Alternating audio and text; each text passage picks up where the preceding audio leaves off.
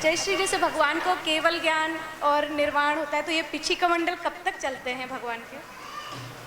हाँ देखो, जो तीर्थंकर होते हैं वे दीक्षा लेते ही रिद्धियों से संपन्न हो जाते हैं। तो आकाश में गमन होता है और उनका निहार नहीं होता है।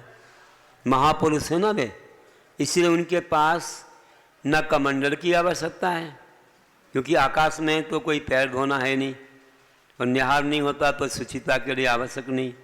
और पिछी इसलिए नहीं होती क्योंकि ज़मीन पर बैठते नहीं, वे आकाश में ही बैठते हैं, आकाश में ही चलते हैं, उन्हें पिछी की आवश्यकता नहीं होती। तो पिछी कमंडल तीर्थंकरों के नहीं होते हैं, सामान्य मुनियों के होते हैं। तो जब तक उनको केवल ज्ञान नहीं हुआ तब तक पिछी कमंडल होते हैं, और केवल ज्ञान होने के बाद पिछी कमंडल की कोई आवश्यकता नहीं होती। वे तो ऐसे ध्यान में ही रहते हैं, या जो गमन होता है लोगों के पुण्य से होता है, तो आकाश में गमन होता है, क्योंकि वे भी रिद्धिधारी हो जाते हैं।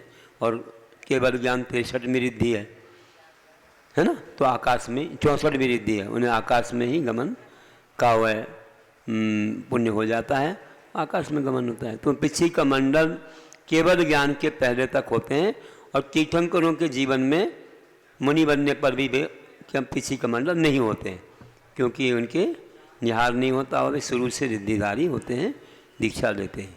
और पहले जो रिद्धिधारी मुनिराज आकाश गमन जो करते थे, तो उनके साथ भी पिछी कमंडल नहीं होता? हाँ, उनके साथ हो भी सकता, नहीं भी हो सकता, क्योंकि अगर उन्हें निहार होता है, अगर मानो वे महापुरुष नहीं है तो निहार होगा, चारों रिद्धि भले आ गई हो तो निहार के लिए फिर कमंडल की आवश्यकता पड़ेगी, पिछी की भी आवश्यकता पड़ेगी, ऐसा है। तो हो भी सकता है उनके साथ।